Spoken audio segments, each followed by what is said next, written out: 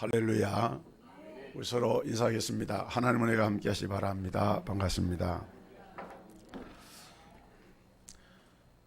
사람들은 이 오감이라고 하는 걸 가지고 있습니다. 보고, 듣고, 맛보고, 또 냄새를 맡아보고, 또 몸으로 이렇게 만져보는, 이걸 가리켜서 오감이라고 하는데, 가장 이제 중요한 것은 귀로 듣고 또 우리의 눈으로 보는 이 시청각이 중요한 감각이라 할 수가 있습니다. 그런데 여러분, 우리가 보통 텔레비전을 보면은 텔레비전 화면이 움직이잖아요. 인물이 움직이고 화면이 움직이는데 사실은 그것이 움직이는 것처럼 보이지 실제로는 하나의 착시 현상이라는 거예요. 1초에 16회나 24회, 48회, 96회 이런 속도로 많은 사진을 찍어 가지고 그 사진을 나열을 하는데, 그런데 우리 눈에는 그것이 사람이 움직이는 것으로 보인다는 거예요. 그리고 사실은 속고 있는 거죠. 착시하는 거예요.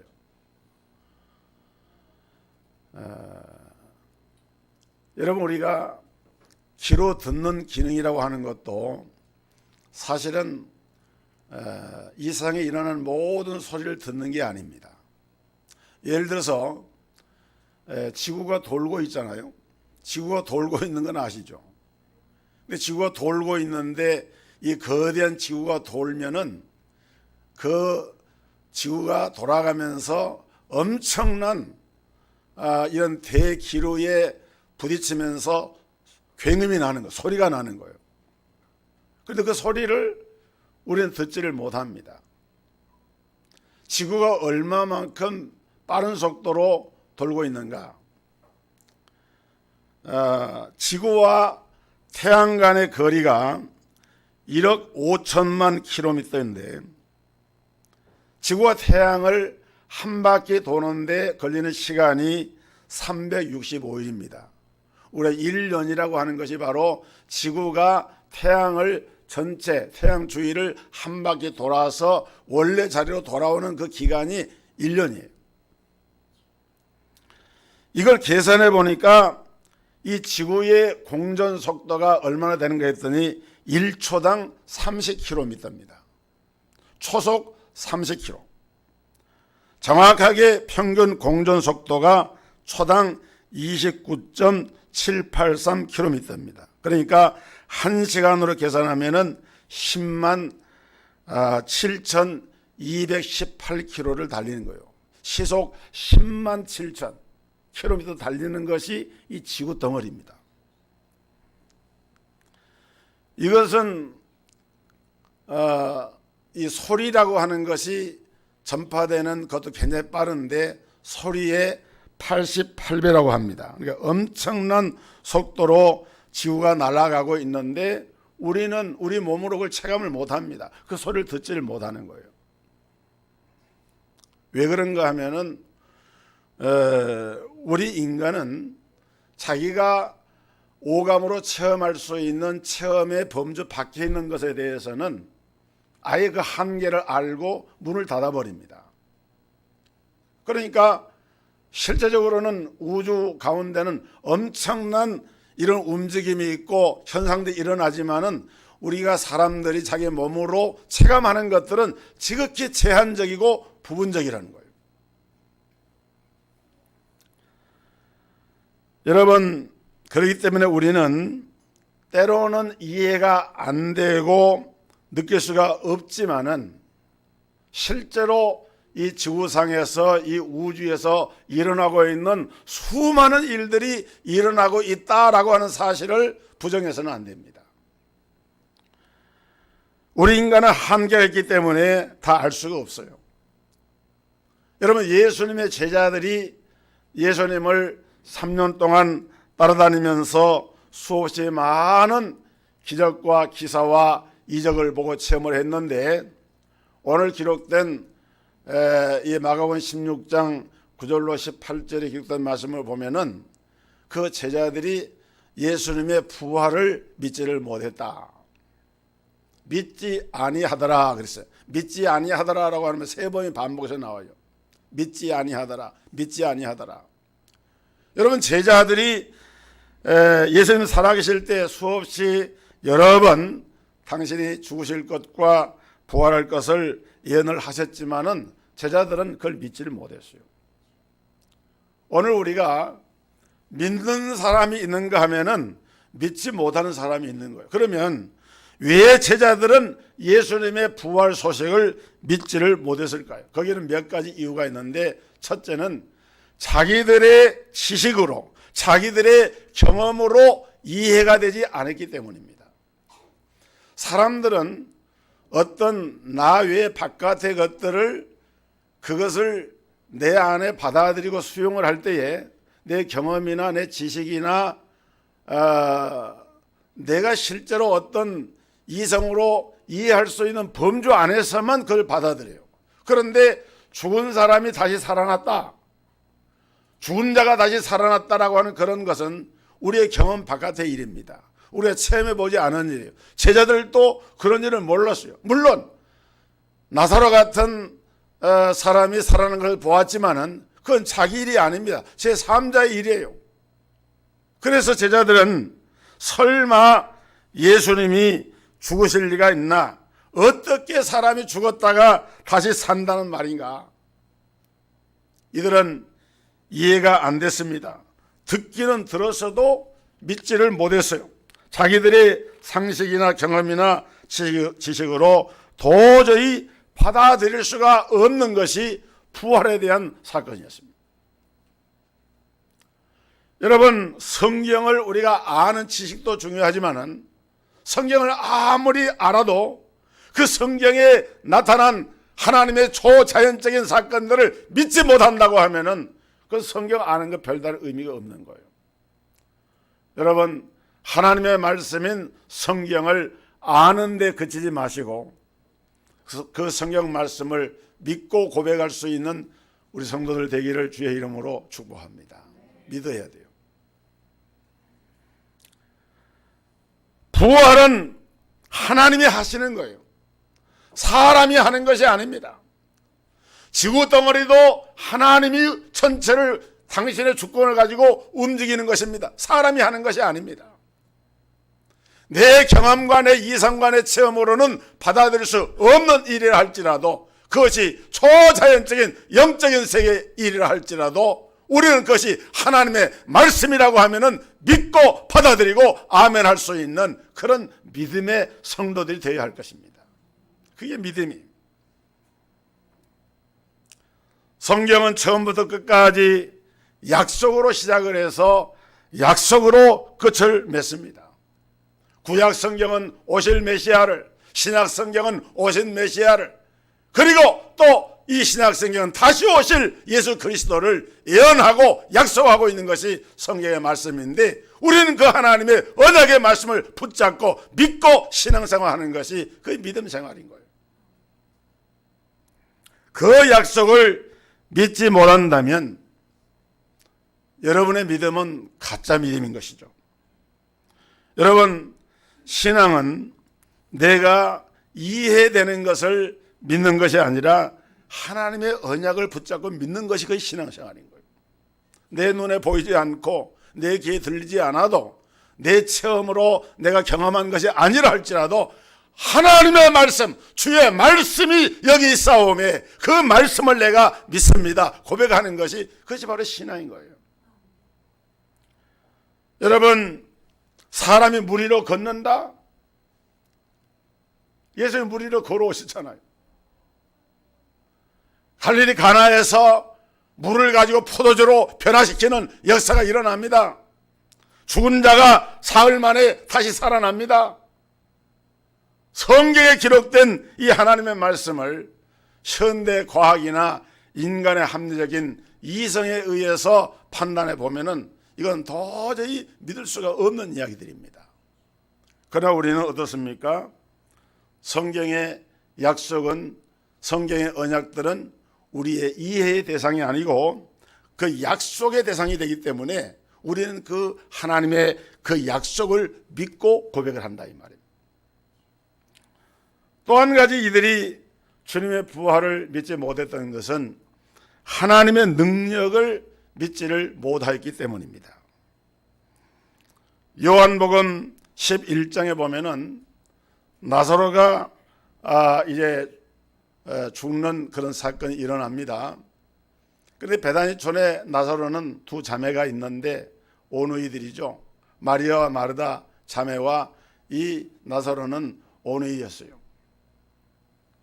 그런데 나사로가 이제 병들어서 이렇게 죽어가려 하니까 급히 사람을 보냅니다. 예수님이 그곳에 안 계시니까 사람을 보내가지고 속히 오셔서 우리 오라버니를 좀 낫게 해주세요. 죽지 않게 해주세요. 근데 예수님께서 성경에 보면은 특별히 그 시간에 무슨 일을 했다는 그런 기록이 없는데 오라고 하는 그때 가지 않고 이제 다른 일정을 가지고 계시다가 이제 시간이 흘러가지고 나사로가 죽었습니다. 나사로를 다 무덤에 장사를 지냈어요. 무덤에 장사한 지 나흘이 됐습니다. 죽은 지가 나흘이 됐습니다. 그런데 그때서야 예수님이 거기 오셨어요. 그래서 그때 마리아와 마르다가 똑같은 소리를 하는데 주께서 여기 계셨더라면은 내 오라버니가 죽지 아니하였을 것입니다.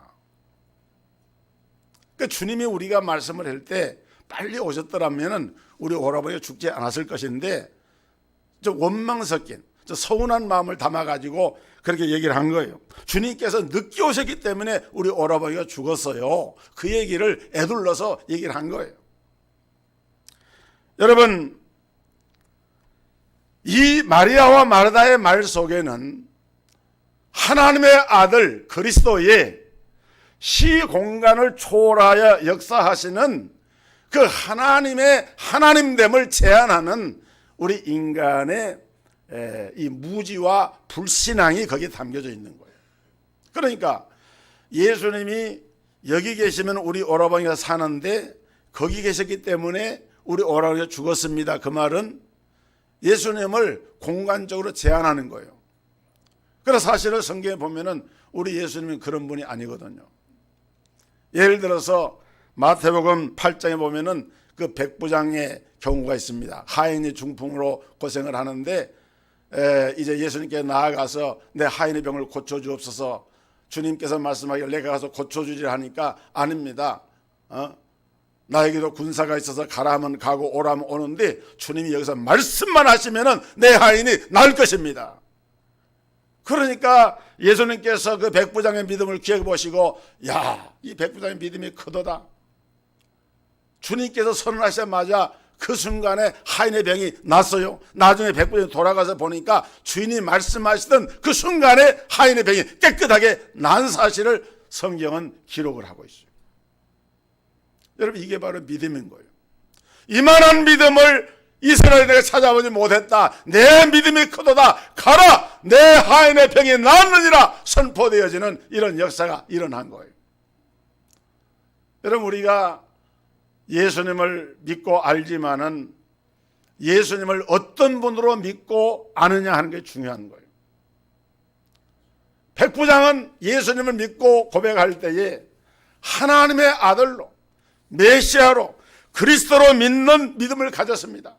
말씀으로만 하옵소서 그러면 내 하인이 낫겠나이다. 이 말은 당신은 하나님의 아들이십니다.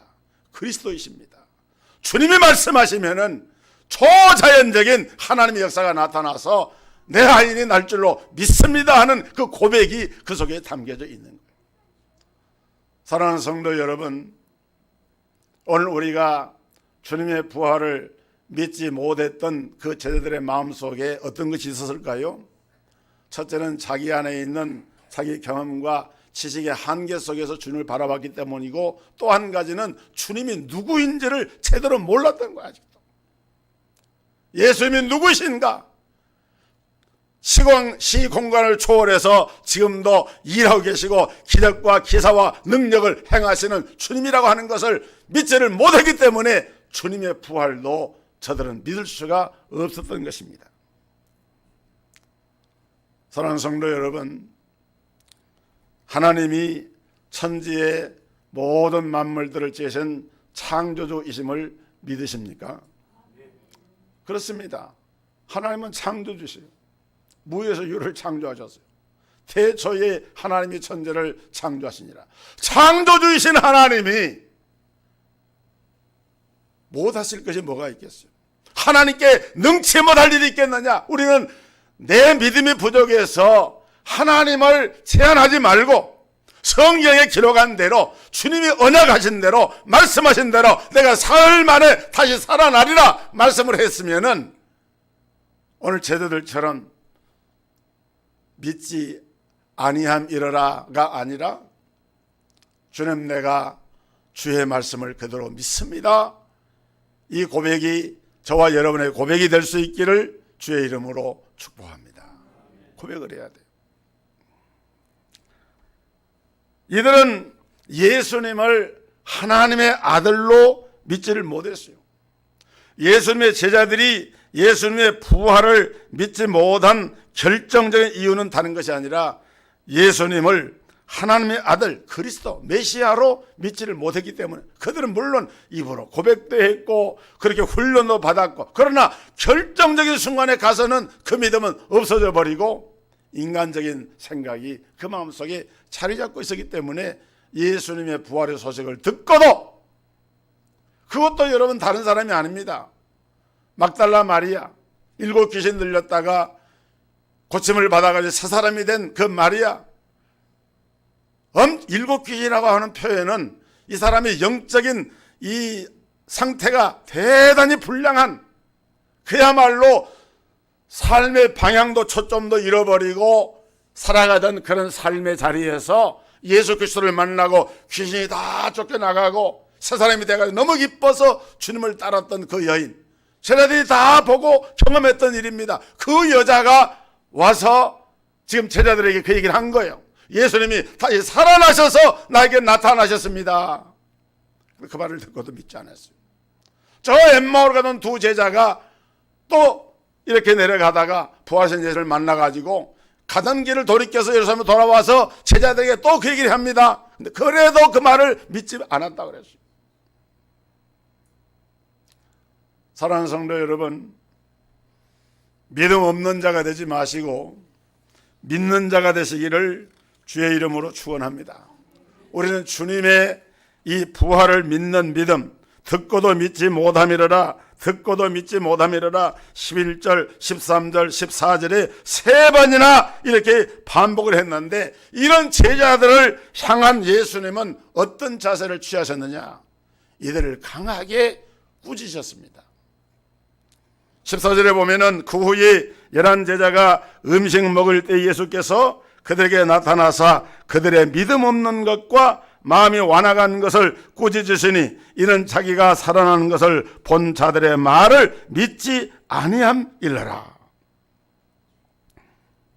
예수님의 제자들이 예수님의 부활 소식을 듣고도 믿지 아니하니까 예수님께서 그들의 믿음 없는 것을 꾸짖으셨다고 그랬어요.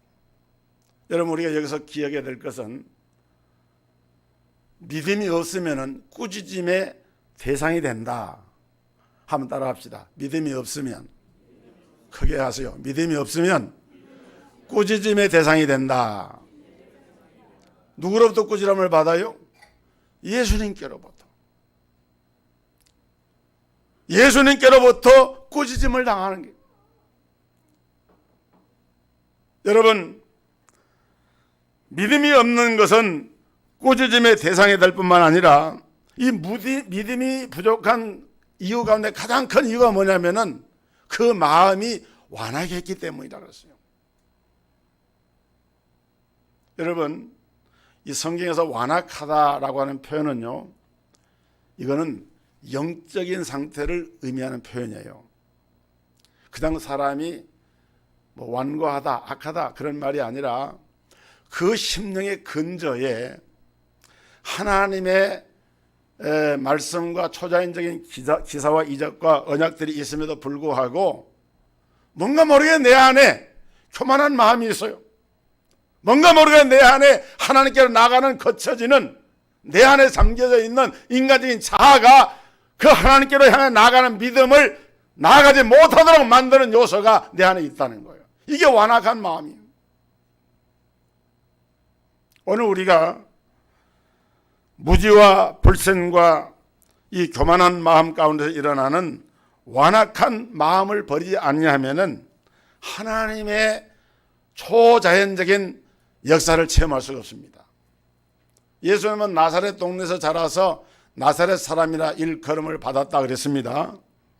근데 한 번은 예수님이 나사렛을 방문하셨을 때 고향 사람들이 예수님을 몫으로만 알고 있어요. 왜냐하면 공생애에 들어가시기 전에 예수님은 그 부친 요셉이 어비 목수이기 때문에 예수님도 그런 집안의 환경 가운데서 목수를 하면서 사셨기 때문에 예수님을 저 사람 가난한 사람이고 우리 동네에서 목수하던 사람인데 그러면서 도무지 마음을 열지 않고 예수님을 믿으려고 하지 않는 거예요.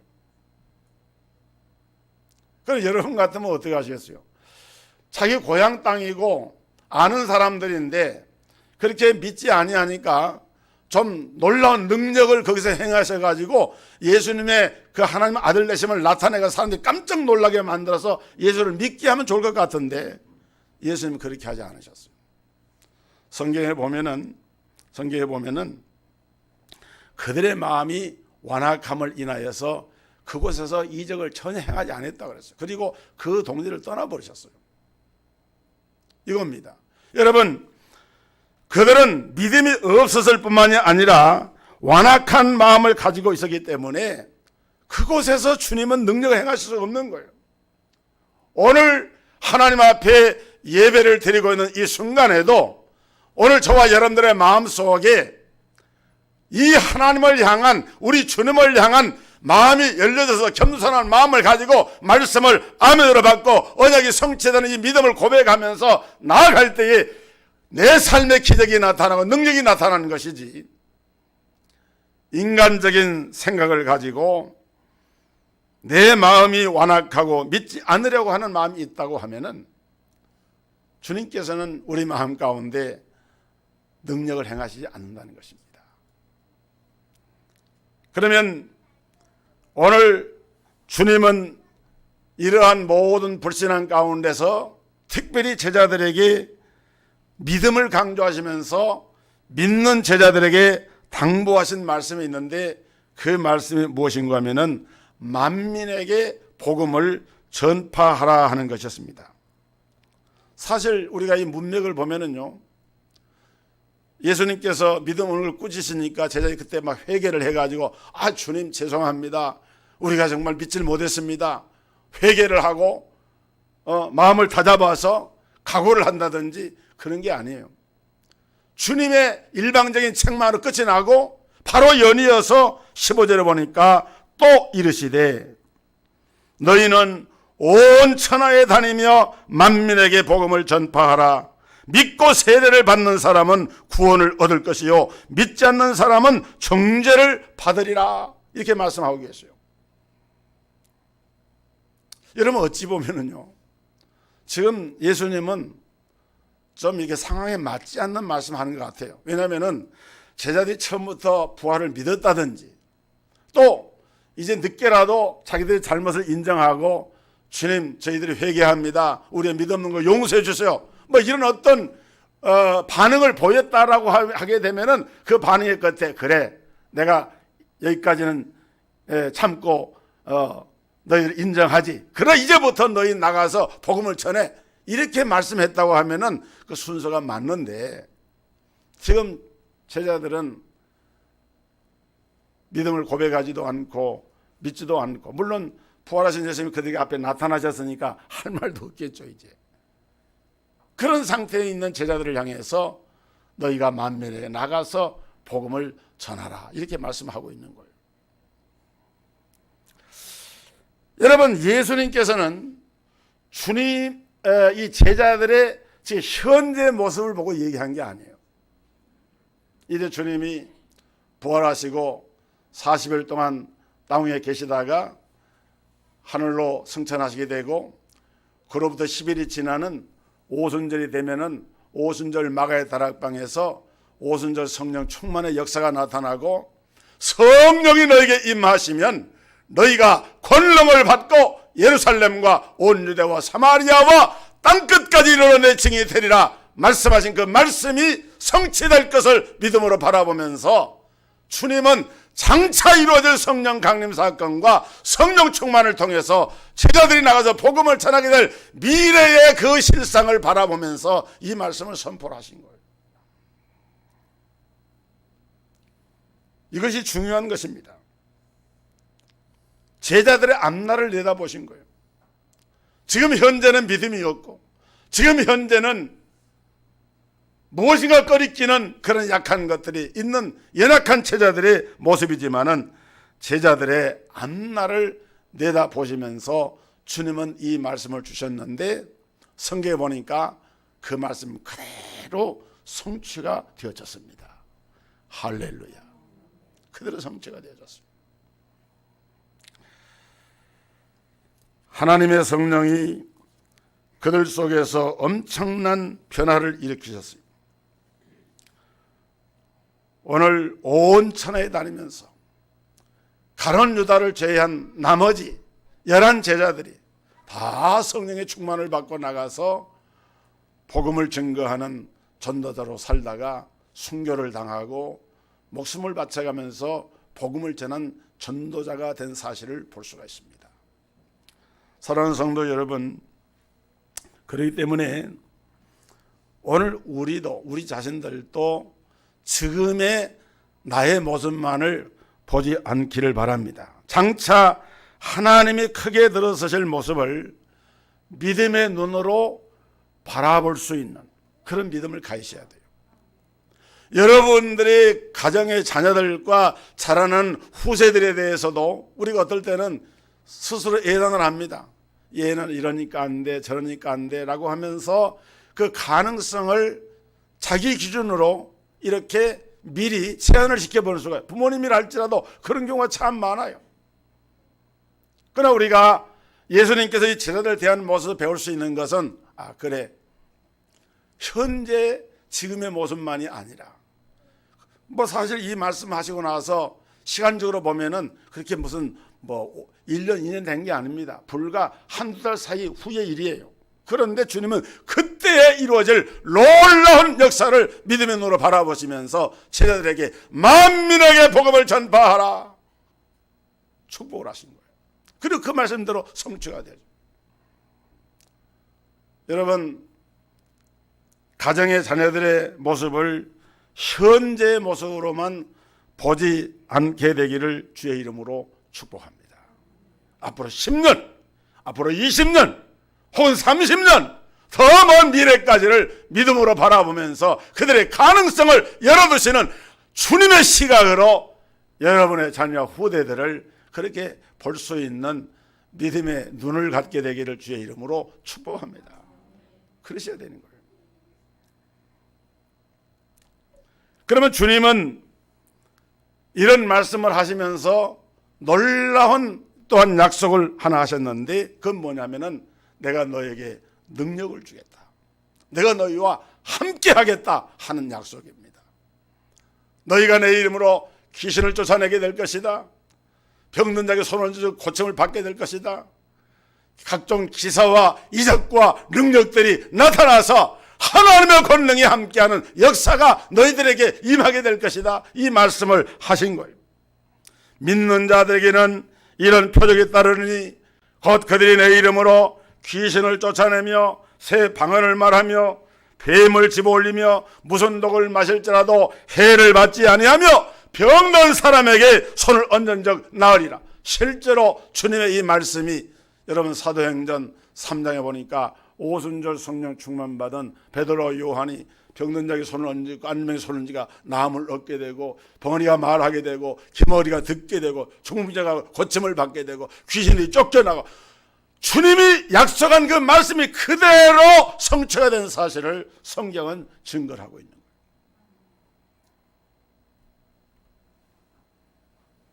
거예요. 예수님은 제자들에게 사명을 맡기실 때에 그냥 맡기신 것이 아니라 그들에게 능력을 부여하셨습니다. 그래서 우리는 능력이 생겨서 일을 맡기는 것이 아니라 성경에 보면은 일단 일을 맡겨요. 일을 해라. 일을 하면은 능력이 생기는 거예요. 일을 하는 가운데 능력이 솟아나는 거예요. 여러분, 법궤를 맨 제사장들 요단강에 들어가기 전에 물이 그대로 막 흘러 넘치고 있었어요. 그런데 들어가라 믿고 들어갔더니 물이 그쳐지고 큰 방벽을 이루어서 물이 쌓여지는 역사가 성경에 그대로 기록이 되고 있지 않습니까? 믿고 행하시기를 주의 이름으로 축원합니다. 믿음을 가지세요. 오늘 믿는 자가 있고 믿지 아니하는 자가 있다. 믿지 아니함이러라. 이렇게 설교의 말씀을 들으면서도 내 마음속에 그런 믿음을 무너뜨리는 사단의 그런 음성이 이렇게 들려진다고 하면은 여러분 단호하게 주의 이름으로 사단을 명하세요. 더러운 귀신아 악한 사탄아 떠나 갈지어다. 나사렛 예수 이름을 명하노라. 나는 주 예수 그리스도의 이름을 믿고 그분의 능력대로 나타날 줄 믿는다 하고 선언할 수 있는, 그래서 하나님의 기적과 초자연적인 능력이 우리 성도들의 삶 가운데 현실로 나타나는 이런 은혜가 있기를 주의 이름으로 축복합니다. 하나님 감사합니다. 믿음 없는 자가 되지 말고 믿는 자가 되라고 말씀하신 주님, 믿음 없는 것을 꾸짖으신 주님, 믿음이 없음에도 불구하고 그들의 현실만 보신 것이 아니라 장차 이루어질 성령 충만한 이 하나님의 역사가 이루어질 것을 믿고 만민에게 복음을 전파하라 하시며 그들에게 능력을 덧입혀 주시고 임마누엘로 통해 주시겠다고 언약하신 주님, 오늘 이 믿음을 우리 모든 성도들에게 내려 주옵소서. 예수님의 이름으로 기도하옵나이다. 아멘.